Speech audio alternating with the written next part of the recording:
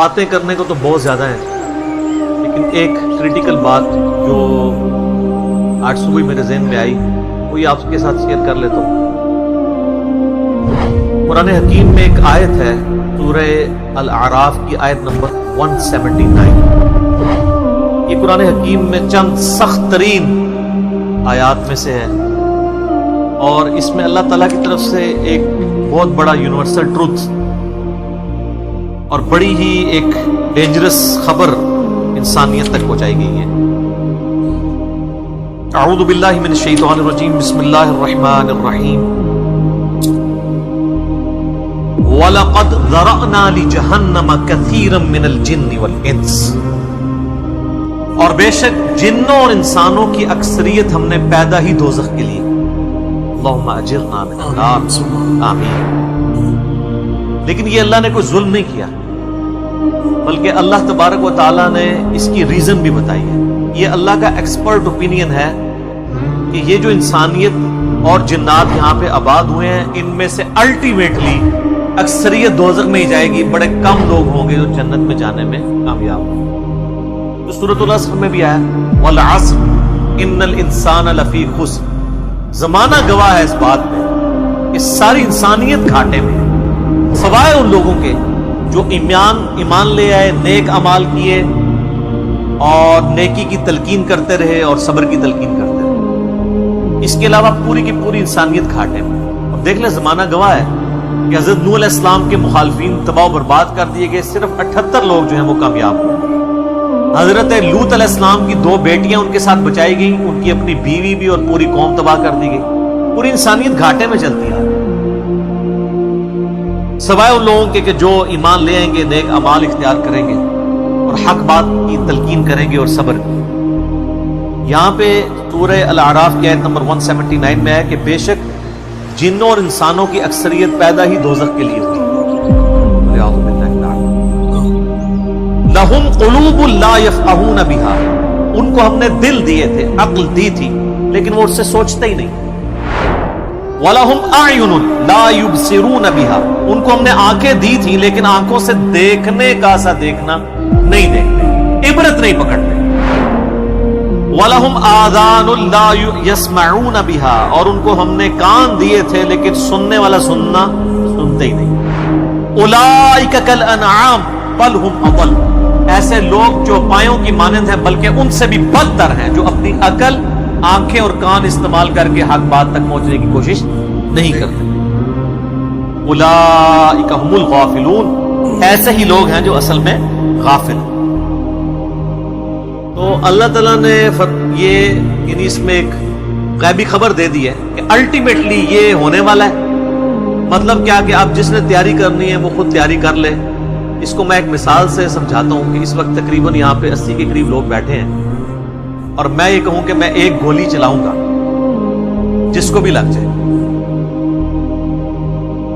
تو ہم میں سے کیا ہر شخص یہ سوچے گا کہ یار ایک ہی گولی ہے، 80 بندے ہیں، کسی اور کو ہی لگے گی، ضروری ہے مجھے ہی لگنی ہے؟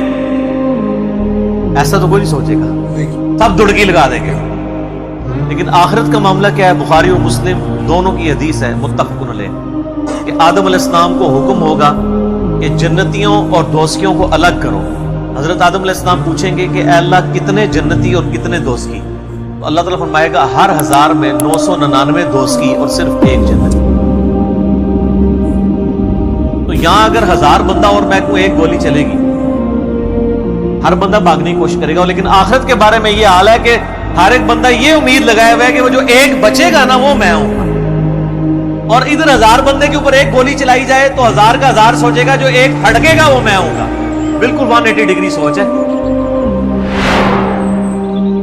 یا اس کو یوں سمجھے کہ میں کیونکہ ایک گولی چلاؤں گا 999 بچ جائیں گے، ایک کوئی لگے گی، کوئی نہیں کہے گا یار 999 بچنے ہیں تو چلو ایک میں بھی ان میں بچنے والوں میں ہوں گا، کہے نا کدھر میں ہی نہ پھنس جاؤں۔ اور آخرت میں تو معاملہ بالکل الٹ ہے۔ بہت کریٹیکل ایشو ہے، انسان کو اپنی آخرت کی فکر کرنی چاہیے، اللہ کو سیریس لینا چاہیے۔ جو لوگ دنیا میں اللہ کو سیریس لیتے ہیں وہی اپنی اصلاح کر لیں، ورنہ اللہ تو بے پرواہ ہے، یقین کریں۔ پوری کی پوری انسانیت دوزخ میں چلی جائے، اللہ کو کوئی پرواہ نہیں ہے۔ پوری کی پوری انسانیت جنت میں چلی جائے، اللہ کو کوئی پرواہ نہیں ہے۔ اور یہ جو اکثر لوگ مثالیں دیتے ہیں کہ جی دیکھیں کوئی ماں اپنے بچے کو کیسے دوزخ میں پھینک سکتی ہے، تو اللہ تعالیٰ تو ماں سے بھی بڑھ کے محبت کرتا ہے، وہ کیسے پھینکے گا؟ بھائی اس لیے پھینکے گا کہ اللہ تعالیٰ کے وہ احساسات نہیں ہیں جو ایک ماں کے ہوتے ہیں۔ ماں تو اپنی نفسانی خواہش یا محبت کی وجہ سے مغلوب ہو جاتی ہے، لیکن اللہ مغلوب نہیں۔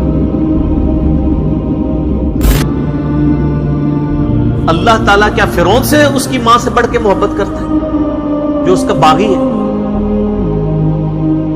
یہ محبت تو ان لوگوں کے لیے جو اس کے تابع فرمان ہو، جو اللہ کے دشمن ہیں ان کے بارے میں تو اللہ تعالیٰ فرماتا ہے انا من المجرمین منتقمون، ہم مجرموں سے انتقام لے کے چھوڑیں۔ ان کے لیے یہ معاملہ نہیں ہے۔ ہمیں تو یہ بتایا گیا ہے کہ اللہ تعالیٰ ایک بوڑھی نانی اماں ہے جس نے یہ ایک نعوذ باللہ ایک سسٹم چلایا ہوا ہے، اینڈ پہ سب کچھ چھوڑ دے گا نا۔ اگر یہ بات ہوتی تو انبیاء کرام علیہ السلام کی تعلیمات اس طرح کی نہ ہوتی کہ لوگ جو ہے وہ کیجول زندگی گزارنا شروع کرتے ہیں۔ بڑی سٹرکٹ تعلیمات۔ جامع ترمذی میں حدیث ہے کہ سیدنا عثمان غنی رضی اللہ تعالیٰ عنہ علیہ السلام کے بارے میں آتا ہے کہ وہ جب کبھی قبرستان جاتے ہیں تو اتنا روتے کہ ان کی داڑھی آنسوؤں سے تر ہو جاتی ہے۔ اور صحابہ پوچھتے کہ آپ کے سامنے جب جہنم کا ذکر ہوتا ہے آپ پہ اتنی خشیت طاری نہیں ہوتی، لیکن قبرستان میں قبر کے سامنے یہ معاملات آپ کے ساتھ کیوں ہوتے ہیں؟ تو انہوں نے کہا کہ میں نے نبی علیہ السلام سے خود سنا تھا کہ قبر آخرت کی منزلوں میں سے پہلی منزل ہے، جس کی یہ منزل پھنس گئی اس کی اگلی منازل مشکل ہو جائے گی، اور جس کی یہ منزل آسان ہوئی اس کی اگلی منازل آسان ہوتی۔ یہ وہ شخص کہہ رہا ہے جسے 3 دفعہ جنت کی بشارت ملی۔ ہمارے پاس کوئی جنت کا ٹکٹ نہیں ہے، اور ہماری بے پرواہی اپنے عروج کے اوپر۔ اسی کو پنجابی میں کہا جاتا ہے نا، عقل نہ ہوئے تے موجیں ہی موجاں، عقل ہوئے تے سوچیں ہی سوچاں۔ جسے عقل نہیں ہوگی وہ موجیں مارے گا کیونکہ اسے پتہ نہیں ہے نا، لیکن جسے عقل ہوگی وہ سوچے گا کہ یار یہ معاملہ تو بڑا خطرناک ہو جائے۔ یہ بخاری میں حدیث ہے، نبی علیہ السلام نے فرمایا آپ ایک جگہ سے گزرے، کچھ اصحاب آپس میں یعنی ہنسی مذاق کرتے ہوئے ہنس رہے تھے، تو آپ کھڑے ہو گئے، آپ نے فرمایا جو کچھ میں جانتا ہوں نا اگر تم جان لیتے تو بہت کم ہنستے، زیادہ رویا کرتے، بہت سیریس کیس بنتے۔ تو یہ مسلم میں حدیث ہے، آپ علیہ السلام فرمایا کہ میں اللہ سے دعا کروں کہ تمہیں عذاب قبر سنوا دے، دکھانے والی تو کہانی ختم، سر سنوا دے، لیکن مجھے ڈر ہوا کہ اگر تم نے عذاب قبر سن لیا تم اپنے مردوں کو دفنا نہیں چھوڑ دو، ایسی خشیت تم پہ تاری ہو۔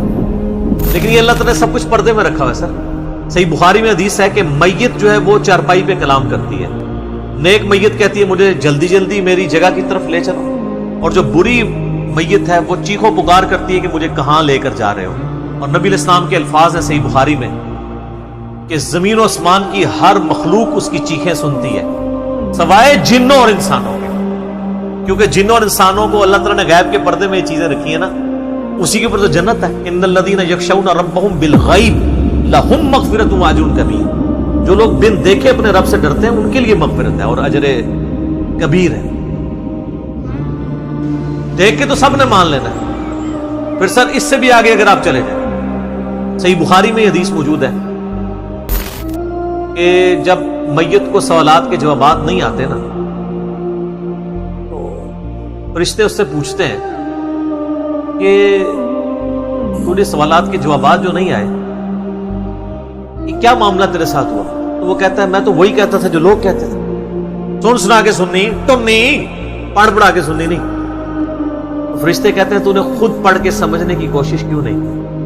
پھر فرشتے اسے ایک گرز مارتے ہیں جس سے وہ زمین کے اوپر بالکل جس کو کہتے ہیں نا پیرلل ہو جاتا ہے، زمین پہ خاک بن جاتا ہے، اور اس کی جو گرز کی اگینسٹ اس کی چیخو پکار ہے اس کو جن و انس کے علاوہ تمام مخلوقات سن۔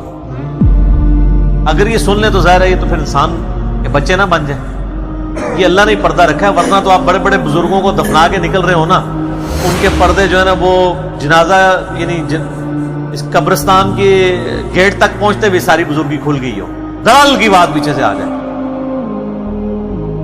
لوگ ایسے بزرگی کا دعویٰ بھی پھر چھوڑ دیں گے، ڈرتے رہیں گے نا۔ تو یہ اللہ نے پردے رکھے۔